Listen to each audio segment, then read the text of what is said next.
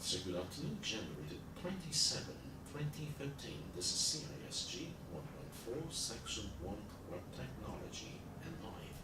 Today is day number 7 into week number 4. So let's get started. Okay, welcome back to today's class at CISG 114, Section 1, Web Technology and Life. First of all, let me answer Jack's questions. Where did I put the examples, okay? So this is week number 4, so let's go to week number 4. Okay, so under this, you will have a public online discussion forum.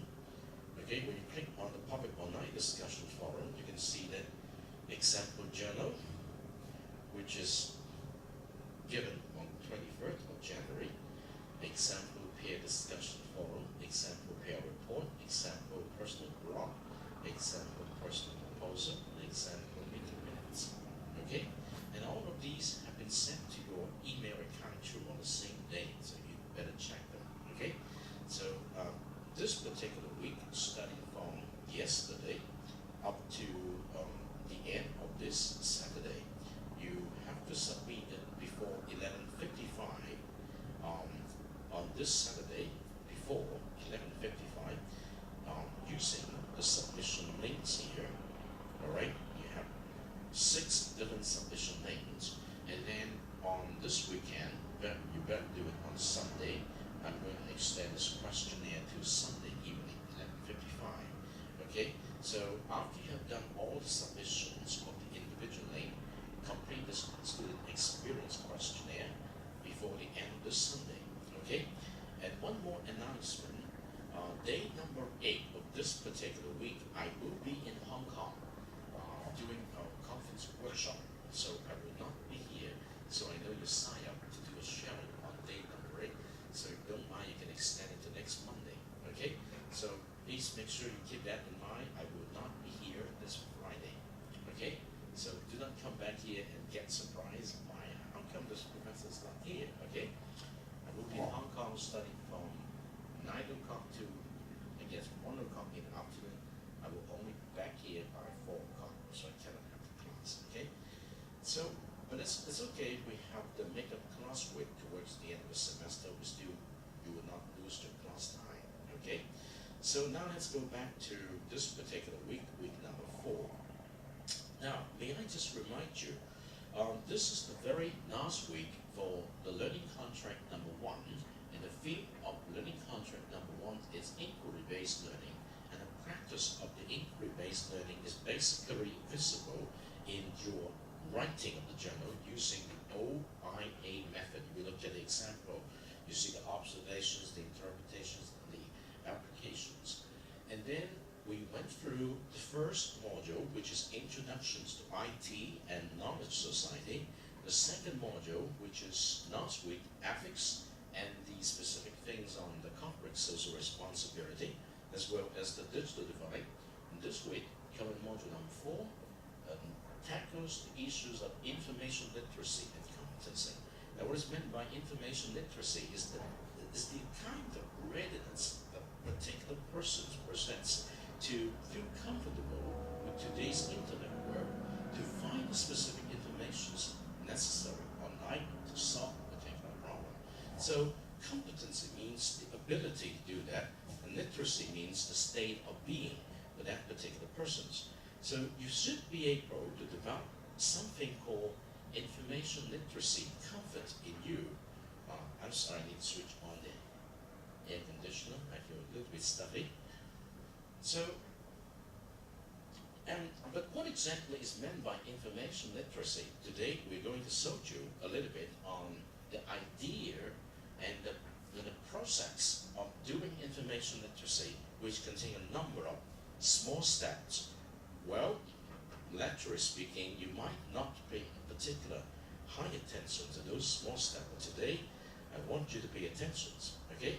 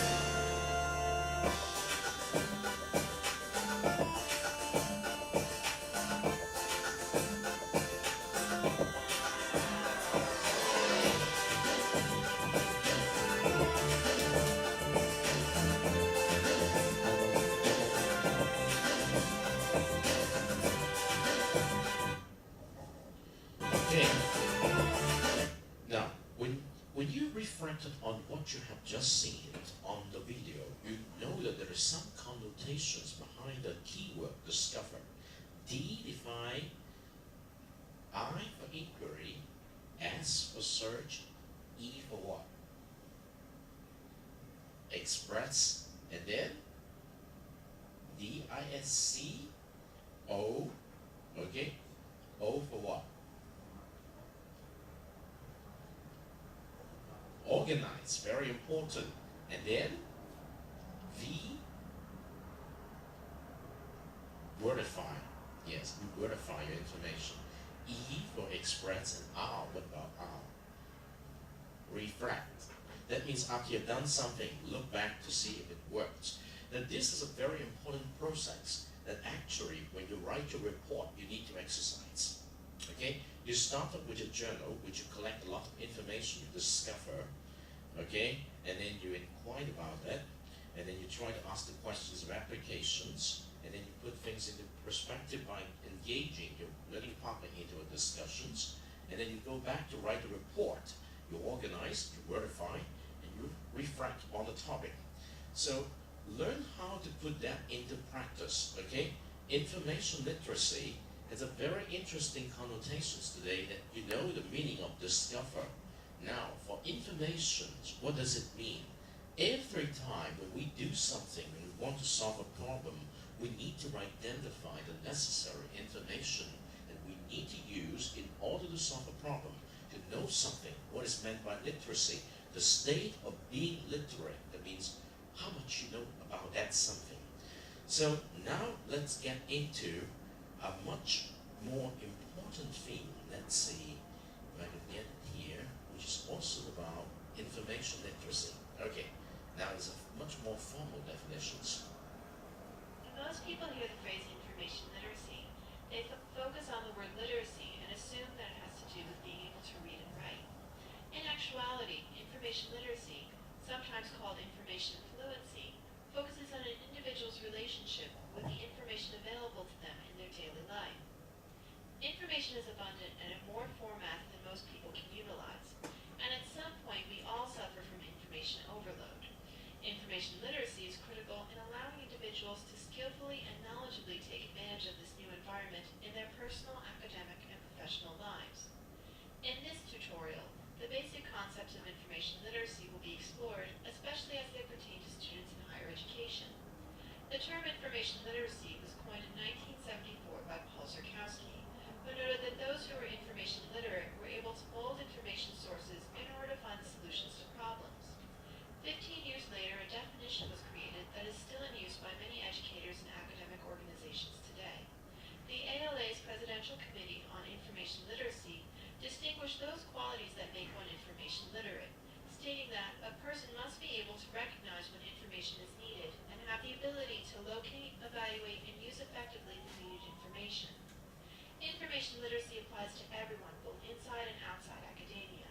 It's about learning the skills to understand and navigate this new information world encountered on a daily basis. If one can utilize these skills and effectively use information, they have fulfilled the primary goal of becoming lifelong learners.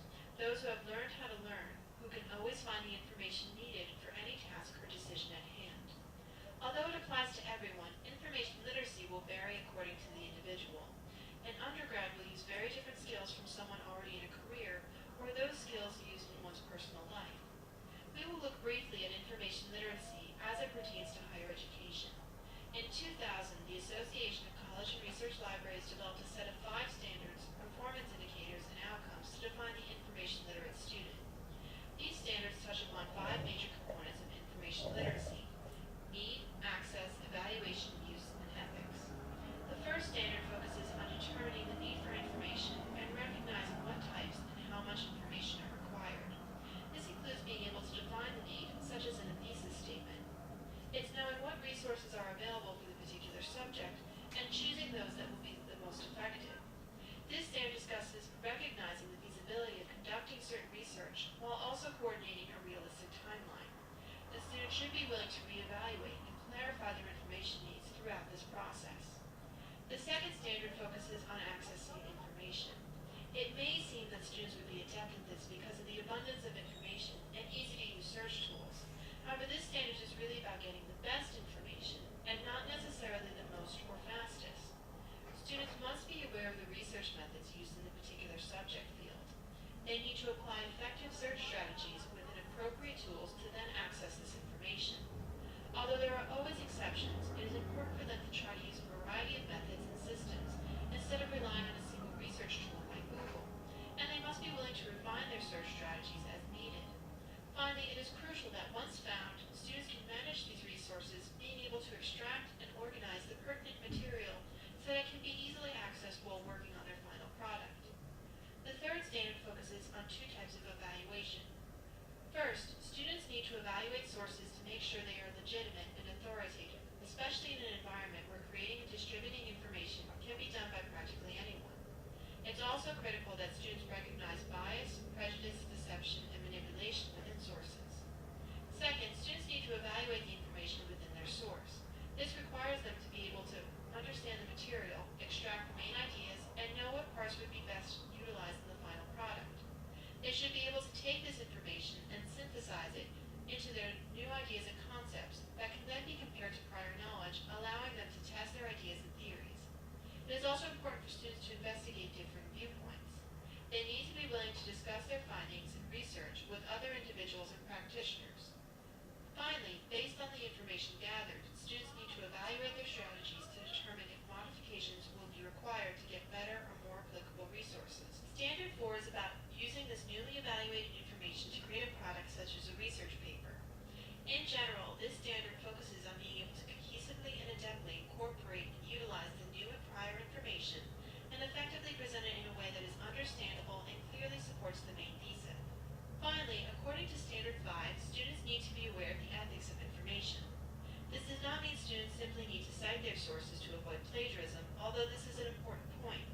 Students need to be aware of topics that can affect their research in daily life, such as privacy and security, copyright, intellectual freedom, fair use, censorship, and the freedom of speech.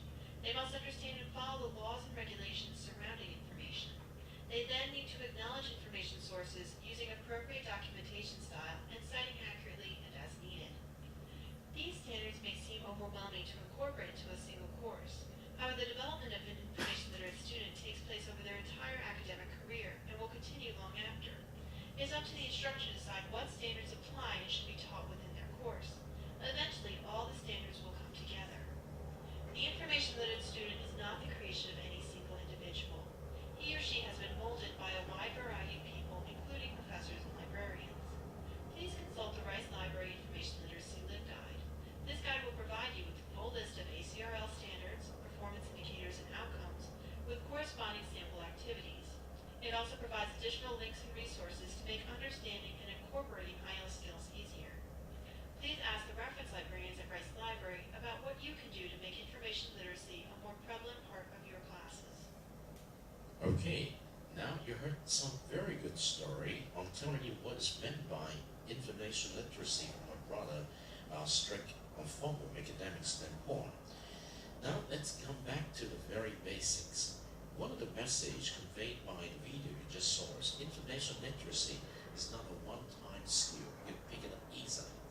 Information literacy is something you need to constantly practice in order to perfect the art of doing it. It's not a mechanical skill, but you can always follow the guidelines to do it properly. And what are the guidelines? First, in doing information literacy, first you identify the need for the information, the need, okay? Second, you look for the specific information you believe are usable for you to accomplish the goal. Where are you going to look for it? Library, online or physical. Third, once you got some information in hand, what are you going to do? You evaluate the information to see if it fits into your purpose. Fourth, when you know that these are really good information for you to solve a problem, you use the information, just like in your homework assignment, you use the information that presents your work. But finally, but not the least, is the most important practice. You must cite your source. Ethically speaking, you have to give credit to the sources where you obtain the information. In the context of this course, this is called citations and also providing full references according to the APA format, the American Psychological Association's format. So now let's go back to discover information literacy, which gives us a little bit more details on what is the process of accessing the informations. D represent define, I represent inquiry, S represent the search, C represent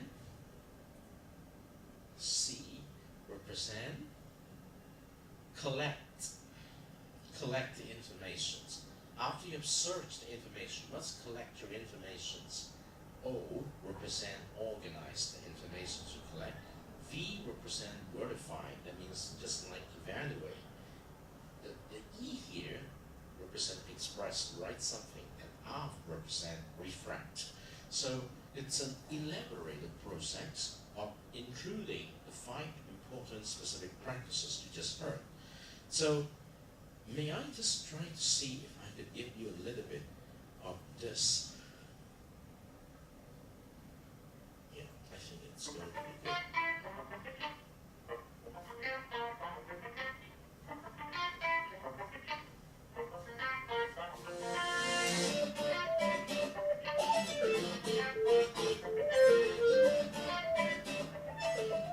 Okay guys, now don't forget that your research paper is due next week. There's a couple things to remember when writing it. First, make sure your paper has a clearly stated thesis. I should not have to guess what the point of your paper is. Second, make sure you use scholarly sources when creating your arguments. Specifically, you should be relying on scholarly, peer-reviewed journal articles. Now, these sources don't speak for themselves, so make sure to integrate and analyze them when you're creating your argument for your paper. And for those of you who still need more sources, try using JSTOR. Finally, make sure you quote, paraphrase, and cite your sources correctly in order to give credit where credit is due. No plagiarism. I think everyone understood what to do on a research paper. I feel real confident.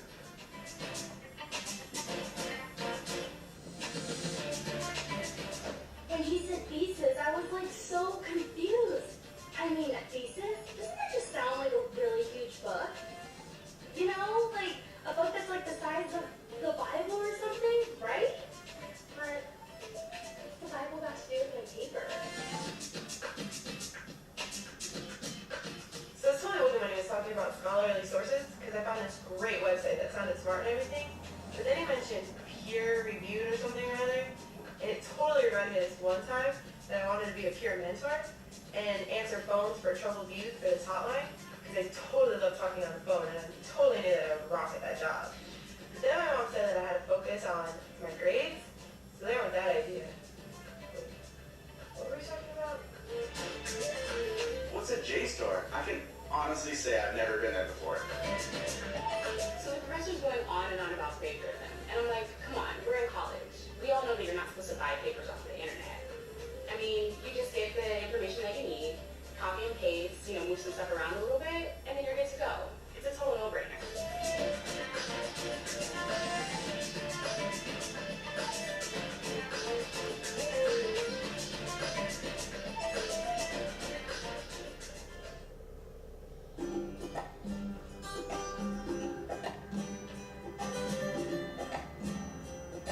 Having students conduct some type of research is an important part of many courses across the curriculum, from lower division to graduate classes.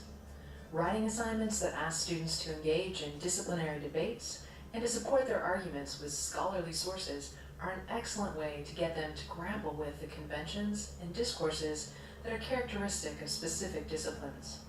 They can also help students understand course content more fully, integrating it into their knowledge base and constructing and inferring new knowledge rather than merely regurgitating information for an exam.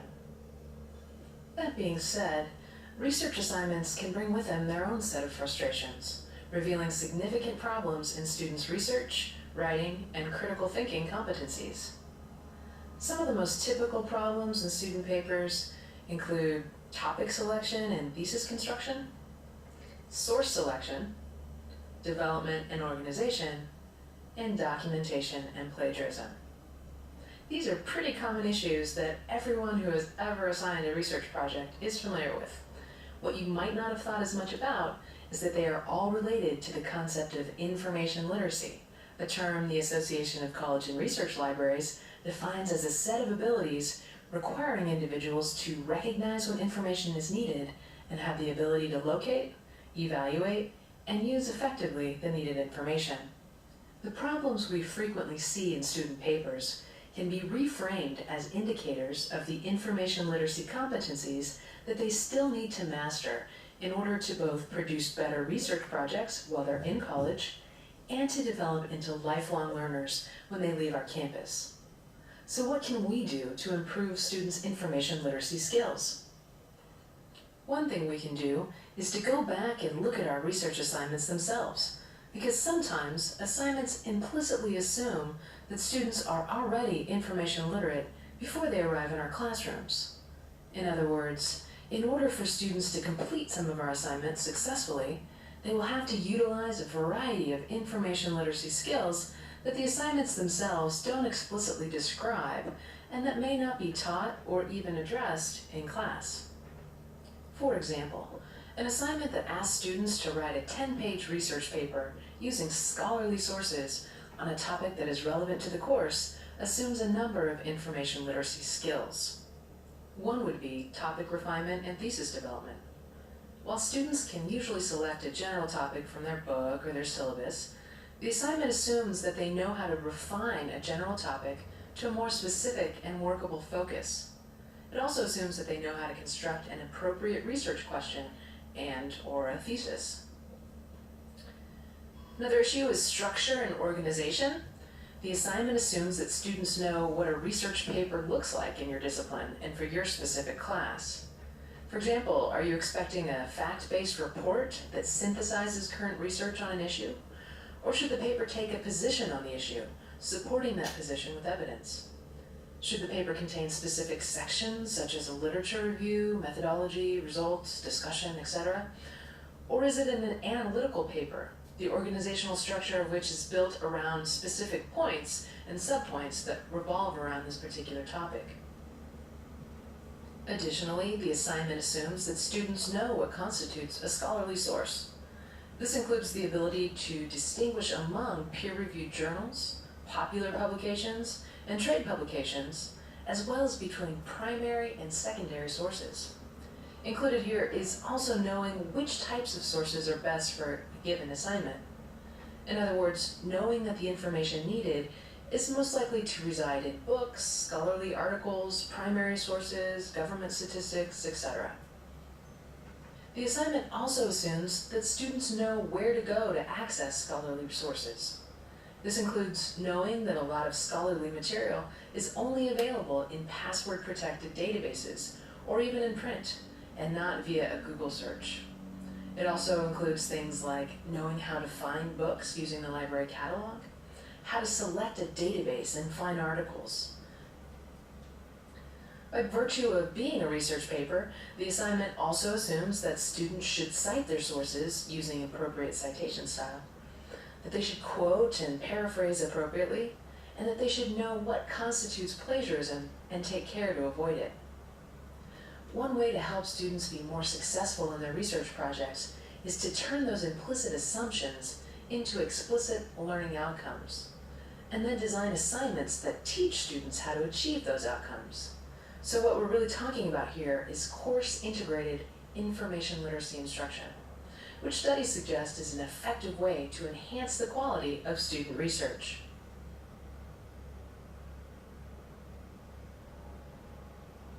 The first step toward integrating information literacy into a course is to zero in on specific learning outcomes. Select 3 to 5 information literacy outcomes that you want to make sure students learn in your class. You might draw these from your own experience with student research, identifying the top 5 research-related issues students struggle with that you want to focus on. You could also use the Association of College and Research Libraries Information Literacy Competency Standards for Higher Education to help you generate ideas about learning outcomes that you want to look at. The document's 5 standards are accompanied by a series of performance indicators and a corresponding range of outcomes for assessing students' information literacy competencies. There are also subject-specific information literacy standards, all of which are based on the main standards document that might provide more discipline-specific ideas. Once you've developed your learning outcomes, consider developing a process-oriented assignment sequence that is designed to teach rather than to test. Traditional term papers test whether students were good researchers and writers when they came into the class, since these papers are submitted at the end of the semester with no opportunity to apply feedback. An assignment sequence, consisting of a series of interrelated activities and assignments, in contrast, provides many opportunities for feedback and revision. In other words, such assignments facilitate learning. As you design your assignments, keep in mind that strong assignment sequences do the following. 1. They break down complex processes into their component parts. 2. They highlight the relationships among constituent parts. 3. They provide clear directions regarding the kinds of questions to ask and tasks to perform. 4. They include examples and models. 5.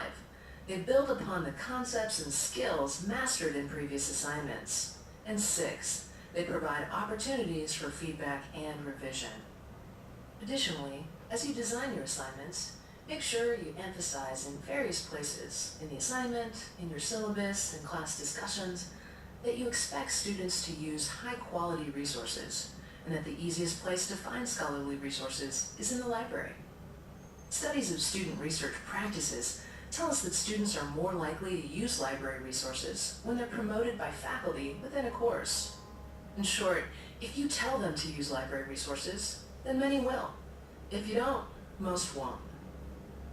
If there are specific types of resources that you want students to use, such as scholarly peer-reviewed journal articles or maybe census data, be specific about that. Also consider recommending specific databases that are appropriate for your discipline.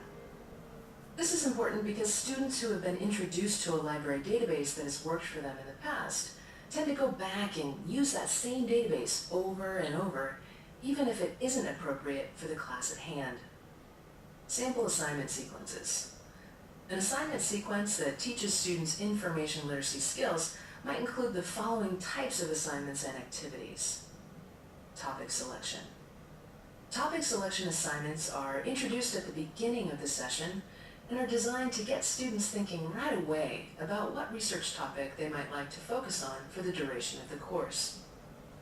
The initial assignment might be followed by a topic refinement assignment, which asks students to reframe their general topic as a research question, highlighting the idea that successful research is a focused, inquiry-based process.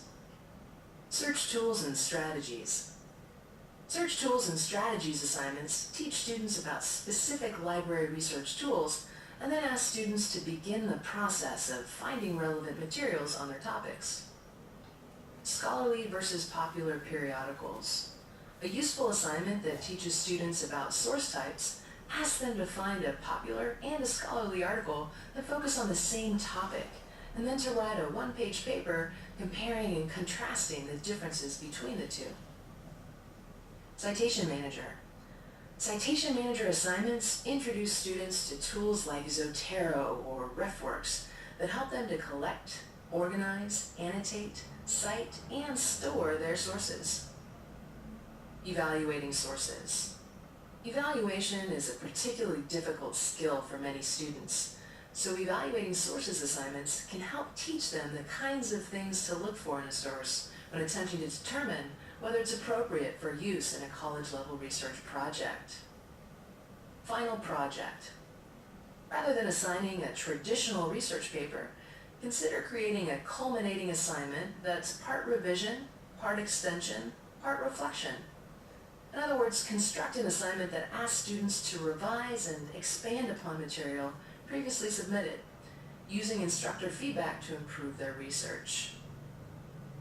Assignment sequences like the one I described teach students about the research process, clarifying some of the concepts, skills, resources, and strategies that you might have thought they already knew, but the chances are many of them did not.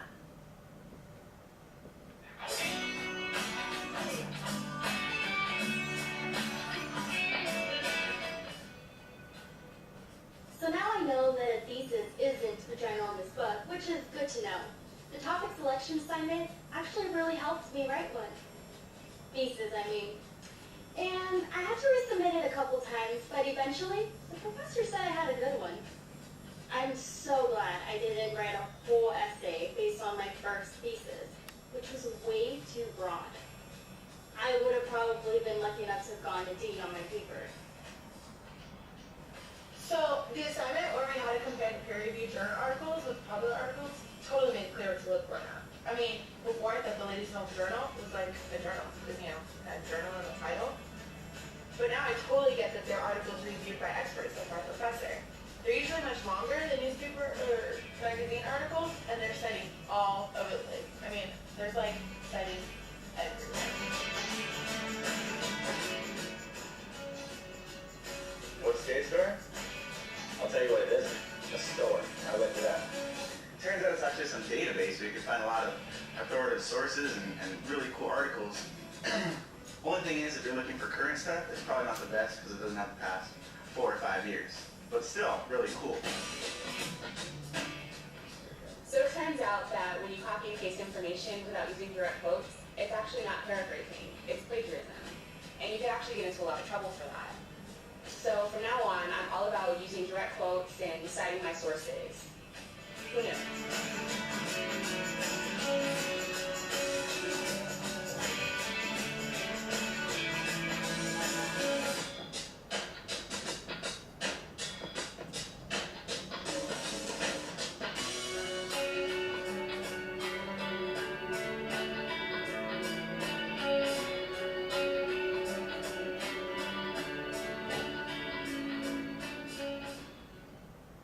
Okay, now if you look at the material covered in this particular video, I think you should be able to identify some of the very interesting techniques they mentioned, the techniques that they talked about in the context of using resources available from the library, in particular from the library databases. Now, think a little bit about what you're going to do in any contract. Number one, you are invited to select a topic, okay? You are invited to do some note-taking on the topics, and if you look at it very carefully in the specific journal guideline, it said, when you look into a topic, make sure you look for 3 other relevant sources for that topic, and put that sources into your journal as your follow-up questioning process. Now that is the beginning of the research process on identifying the information you need for a specific topic of interest. And what is a JSTOR? Do you remember? Normally, when you go to the library, and in our university libraries also equipped, they have online databases where you look at informations, okay? And one of the important store for information is called the JSTOR.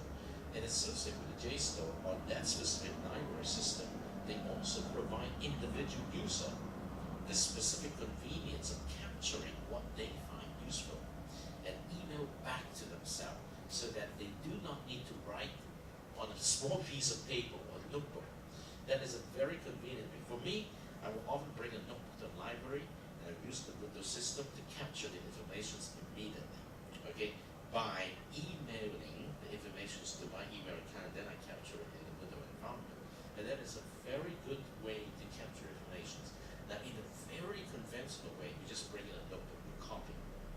You copy everything. But you see, by copying things, it takes longer, and sometimes it's not quite accurate. You might copy something wrong. So now, with the smart devices, we take pictures, okay? And we scan it directly into our computer. Now, there are many techniques that you can learn, but I would highly recommend that you go to the library and check on the schedule. Normally, they offer tools on information literacy too. They will teach the individual student how to use the resources. Well, for this class, because we just have 4 students, it's a little bit embarrassing for me to ask them to do that for the 4 students. But sometimes they offer tools like this for individual requests to join the tool, okay? So it's very important that we know what does the University of Macau Library provide. Now, having given you number 1 video, number 2 video, and number 3 video, I want you to pause for minutes to make sure that you understand what is expected of you. They talk about writing a thesis as an important research assignment. What do you think you need to do in the civil officials? You need to write a report, right? You need to start with a topic. You need to write a journal. You discuss the journal material with the learning partner, and then you come to write a report on your topic. This is a mini research exercise, okay? So you need to pay attention to the topic of interest and why this topic interests you, and focus on the specific information you want to provide to make your story stick, okay? You need to tell the story of the learning, not in your report. Report could also be a formal piece of writing in your blog. Remember, after the report, you need to come up with your blog, which is a different type of writing, expressings, okay? And the report, it's E of the discovery. The blog is the R, okay? So you understand something like this. Now take a break and think a little bit of the question you have, and then maybe you talk to your learning partner next to you. And in this class, you're one pair, you're another pair, but you're only one team, okay? This is day number 7. Notice if we, after a while, I will proceed to day number 8, okay? Using the remainder of today's time. If you look at day number 8, it's very systematic, okay? So you just read the title and you understand the meaning of that. We're going to put a lot of emphasis on the sources we discover and how you're going to cite the sources and give credit the way you discover the information. So if you don't do it, then it's the crime, not exactly a crime, but it's an academic crime called the plagiarism. Okay, you must give credit to your sources. You don't just take information from other sources and treat it as your own. If you don't provide references or citations in your report or in your blog, it's not going to be as credible as it's expected, okay? So let's take a 5 minutes break, okay, before we come back. And you can talk about things like this, ask questions and share your ideas with your learning partner at this point. So before we come back to some material on day number 8.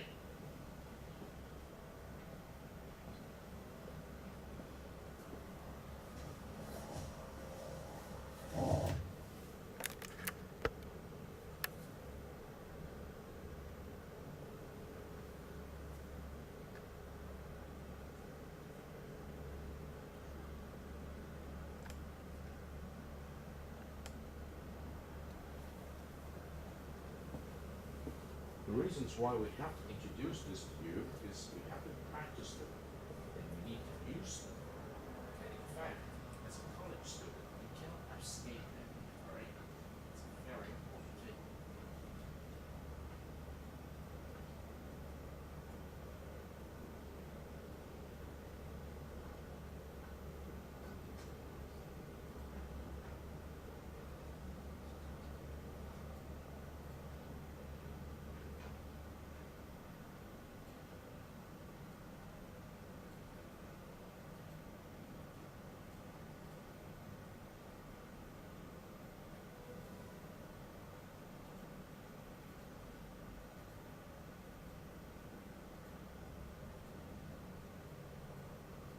Now the examples for the learning artifacts were actually delivered to you last Friday, and I hope that you make the best use of them in order to understand what you need to prepare for the first set of artifacts corrections for learning contract number 1. Very good today with all the students present.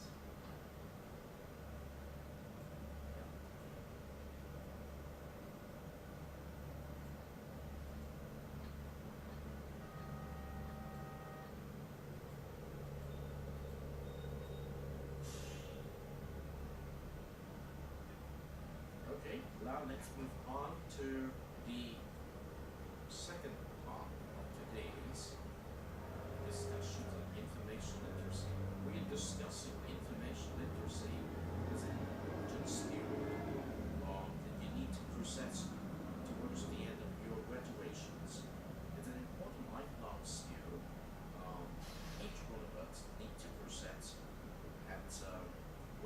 individual. Now, typically speaking, as a college student, you will be given research assignment.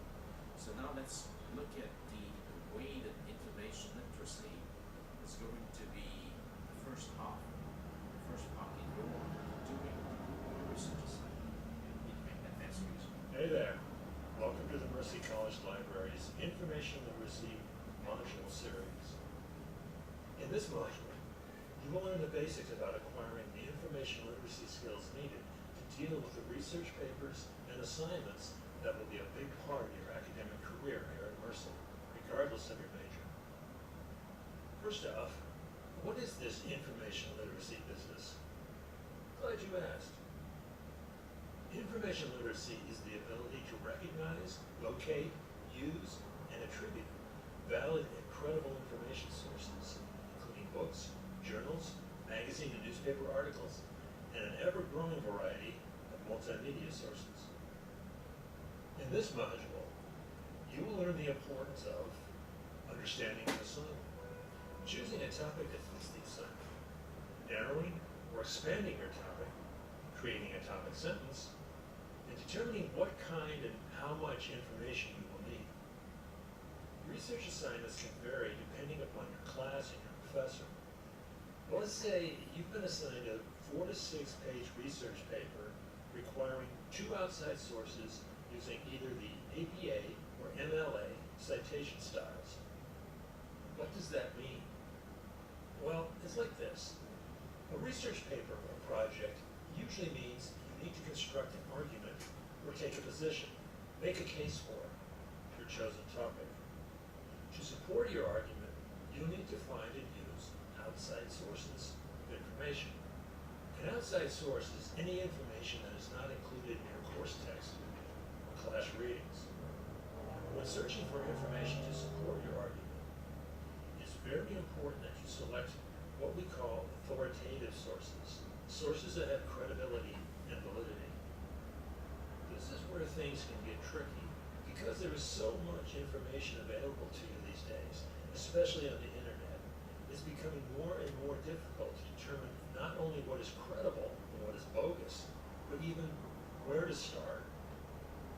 Not knowing where to go or what to do can become very frustrating very fast, leading to that dreaded modern malady known as information overload and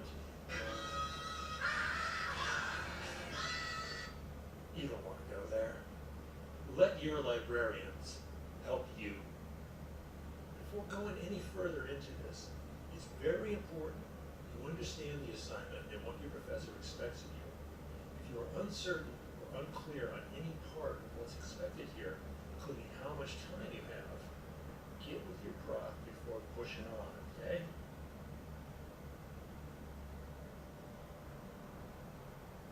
Alright, so we've got this 4 to 6 page paper to deal with. Where do you even start with this piece? A couple of points to consider when getting started. Always try to choose a topic that interests you. Whenever possible, choose a topic that is related to your major. For the purposes of this example, let's say you have chosen the topic of bullying for your paper. What are you looking at, butthead? Yeah, that's what I'm talking about. That guy. Okay, we've got to start. We've also got a big and broad topic. What to do? First, let's break it down. Brainstorm ideas on the topic. Throw some ideas down. Don't worry about whether good, bad, right, wrong, useful or not, completely ridiculous. Just throw down some thoughts that come to you when you think of bullying. Maybe bullying in the internet. Read about that a lot. Maybe bullying in social media, Facebook, etc. Wait, there's a word for that, isn't there? Yeah, cyberbullying. Okay, making progress. Maybe something on cyberbullying and social media. Sweet. Now what?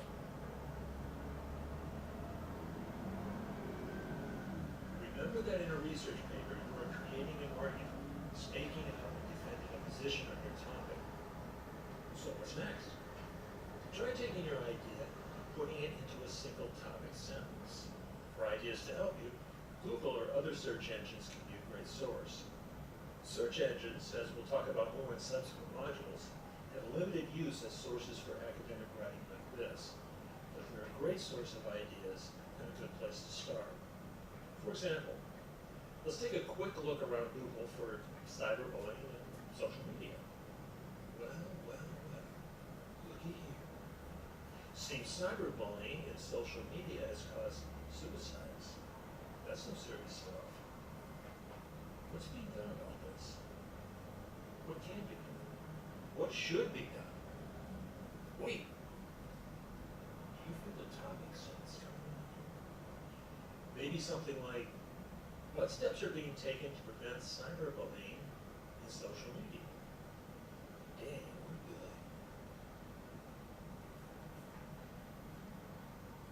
good. Okay, here's what we've got covered so far.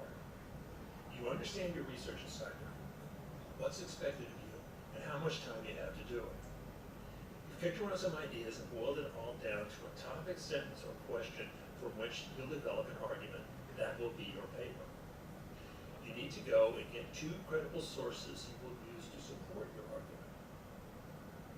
In our next module, you'll learn about the open and closed web and how to use library resources to get the best sources for your paper. Oh, and those citation styles your professor's requiring? Don't worry about that just yet. We'll get to that too. Thanks for watching.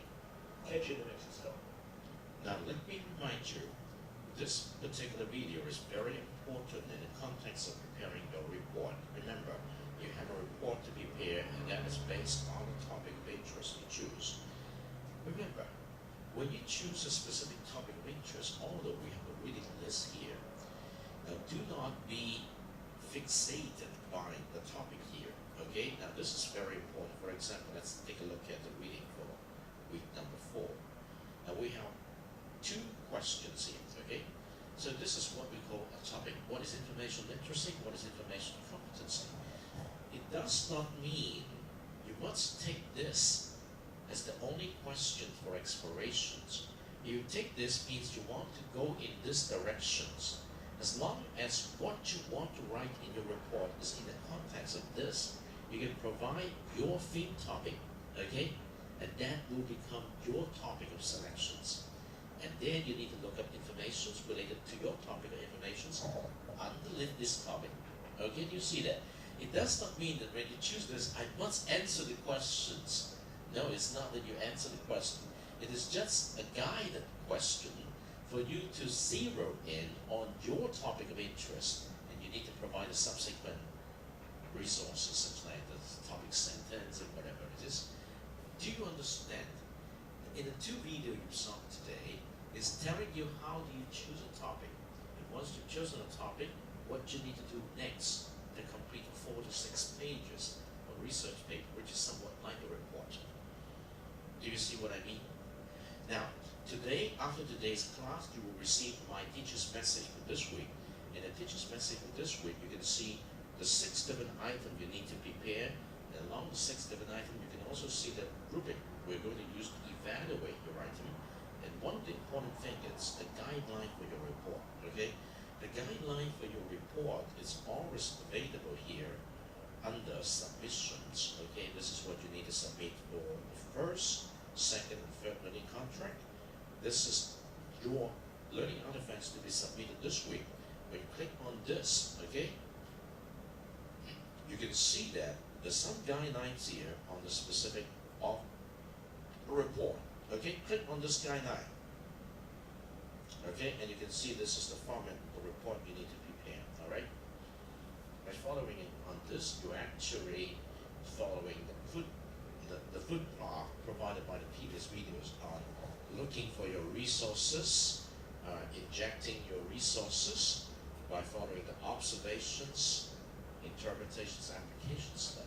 Now, I can really make it easy for you in the sense that as long as you can find enough of this, you fit that into this report, you've already done something which is considered as a legitimate report for that. But I need to see your thinking, okay?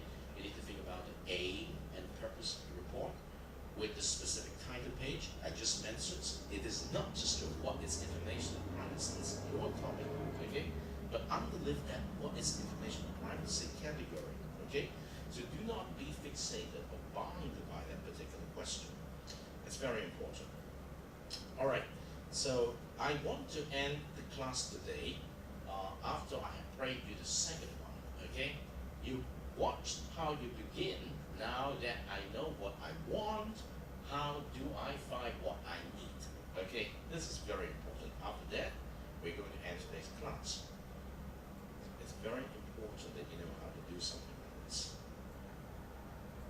Hello, and welcome to the Mercy College Library's Information Literacy Module Series. In this module, you will learn the difference between search engines and databases, Pay attention. how to develop a search strategy for your research paper or project, how to access databases using the library website, and how to use database tools to refine and focus your search. Ready? Let's get started. Search engines are open web-based search tools such as Google, Yahoo, or Bing that help you locate information available on the World Wide Web. You're probably very familiar with those. Databases use the internet to search for information too, but use a restricted part of the web to store information that is off limits to search engines like Google. This portion of the web is sometimes referred to as the closed or dark web, where search engines troll the free and open web where anyone can post anything. Databases search a much more controlled environment of information that has been checked for validity and reliability, what we call authoritative sources. The authority of the sources you use to support your research paper or project is crucial. If you think of your project or paper as building a house, your sources are its foundation. If your foundation is strong, the house is solid. If your foundation is weak, your house may collapse. Before we jump in on databases, let's do a bit more preparation. Another difference between databases and search engines is how you communicate with them. Where Google can gobble up whole sentences of natural language queries, databases relate better to what we call keywords, the essential terms in what you're searching for. When first dealing with databases, this is maybe the most challenging difference from a search engine like Google. But here's the upside. As you get a handle on databases, you will find that using keywords is one of the tools you can use to give you much more relevant, focused results. Think about it. When was the last time a Google search returned less than a gazillion results? Our natural language Google search on cyberbullying, for example, returned 539,000 results. Yeah, that's right. Fast-tracked information overload and, well, let's just say you got to get it real early to get through that many results. Let's look at our topic question. What steps are being taken to prevent cyberbullying in social media? All right, let's break this down. Good. Now let's take these keywords and plug them into a database to see what happens. Let's start with a reference database. If your professor says, no Wikipedia, for your research project, not to worry. Your library's got you covered. So let's take a look at Credo Reference, a good reference database accessible from the library website, which you can reach from the Mercy College homepage, mercy.edu, then mouse over Academics, scroll down to Libraries, and that will take you to the library homepage. Then scroll down to the research column there in the center. Select Find Articles by Subject. This is a listing that's going to give you all of the databases by subject or your major. It helps you find which databases have strengths in a particular field. It also, off to the left, lists our most popular, our heavy hitters, which includes Credo Reference, the big reference database. So, let's take a look to see how our keywords may fare in a database like this. So, we click on Advanced Search, which is going to give us a few more options, and we put in cyberbullying up top, because that's our That's our main keyword. Then in an exact phrase, we can enter 2 words or more. And you see there's social media, but also there's social media or social networking, which is actually something that might give us a few more options on the return. So let's go with that, see what happens. Click search, and not an overwhelming number of results, but we did get 9. And as you see there, we have cyberbullying, we have cyber internet offenses, cyber stalking. That looks interesting. And then scrolling back up here, off to the left, just to point out briefly, you'll see how the database tries to focus these articles into a way that makes them easier for you to determine what you want. Let's click on cyberbullying just to see what it gives us there, and you see it gives us a little sort of introduction to the article. If that looks interesting, you can click on the link to give you the complete text. Over on the right side, right here, you'll see a number of little tools that are with every article. It will give you an email option, a PDF option, a save option, a share option. Down at the bottom, these are the citation styles that you can choose. You see you have an option of APA, MLA. So Credo will also fix you up that way as well. Credo Reference has given us a good start. Now let's check out one more database for a wider range of information sources. All right, now let's look at another database, a general purpose database, again accessible through the Mercy College homepage, mouse over academics, down to libraries. Then in the center column there, look for the second link, find articles by subject. Then the general listing off to the top left there. You see where we chose Credo last time. Now we're going to look at ProQuest All Collections. This is a database, actually it's 16 databases in one. We do have this It can be a nice one-stop shop for your article search. As you see, we have our keywords laid out there and ready to go. We have cyberbullying up top. We have social media or social networking as we used before. This time we have them placed within quotation marks, which will tell the database only bring back those words exactly as they appear within the quotations. I'm going to click on the full text, which will give us just that, and I'm going to leave everything else off. Click search, let's see what happens. Well, 2,420 results. More than the 9 that Credo gave us, but less than the 569,000 that Google gave us. Also, you'll note over here on the right that ProQuest will bring back a number of different types of articles. And you see there the magazines, there are 118 magazines. I think I want to go there. I want to see what we have on these keywords in magazines that ProQuest found for us. So just scrolling down, looking for titles that may be interesting. And you see the keywords are highlighted there. Look at number 6. How to stop the bullies. Yes. Click on the title. It will bring you to the abstract page. The abstract is a summary of the article, which can be helpful. If that looks promising, then you can kind of scan the article there. You see there's the full text, and you can see where the highlighted keywords show up. If you prefer the PDF version, which will look more like a photocopy of the original, that's also available. And you see it has email, print, and the handy cite option. Click on that, and yes, ProQuest will cite that article in the style of choice. There's APA, there's MLA, whatever you want, you just tell it, it does it. You can also email yourself the article, which also offers you the opportunity to include at the bottom the citation in any particular style that you want. So, ProQuest will do this with every article. It's a very useful, very user-friendly database, and along with Credo, maybe all you need for your project.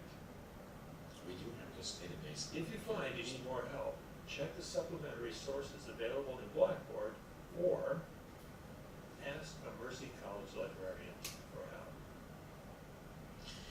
I would highly recommend Here's what we've covered in this module. Let's listen to the We've learned about the basic differences between search engines and databases. We developed keywords from our topic question to focus our database search. We accessed and searched 2 databases through the library website to locate valid, authoritative outside sources for your research project. And we learned that additional information is available through the module companion site, available through your Blackboard course or asking Mercy College librarian. In our next module, we'll learn about how to credit your outside sources and how to avoid plagiarism. Here's the big. Okay, now, number one thing I would highly recommend you to do after you have watched 2 is to try our library website and look for the Postgres database and use your topic of interest to come up with a keyword of your topic of interest and enter the Postgres database and see what you get, okay? And over there, one of the very good convenience to do is you can actually learn how to cite your source by asking the Postgres database to give you the citations, the reference, then you can just copy and paste it to your report, and then everything is set. Okay? Locally, we need to learn the techniques of the APA rules, which is already given you in the specific discussion page over there that I just mentioned here. Yeah, when you click on references here, you can see the APA styles is given here. But with the Postgres, you can actually ask for APA, and they would print it in APA format, and you can copy and paste and email it yourself. And once you got the email, you copy it back to your report, and that's very convenient. Now, the last episode you need to watch at home is this one. This is starting. This is now that you know what you want and how you're going to find what you want, and finally you give the citations to your sources. That is concerned with AP and MLA. Okay? So I think we're pretty well set for this week, and if you still need some more help to go into the traditional library, Bob Baker here has given you a 12 individual videos, one for each of the specific resources in the library, in a very traditional sense. Okay? Just like bringing you into the library, helping you to find information like this. So I think I'm going to stop it right here today. You've learned quite a lot. You need some time to digest them and use the knowledge you gained here in your first set of learning artifacts, okay, which is due by latest 11:55 this Saturday, okay? And I'm going to issue the teacher's message for this week later today to remind you of the items, okay? Remember, the submission links are already open to collect the work, all right? So that's it for today's CISG114 Section 1, Web Technology and Life, on January the 27th, 2015. Until next Tuesday, stay tuned.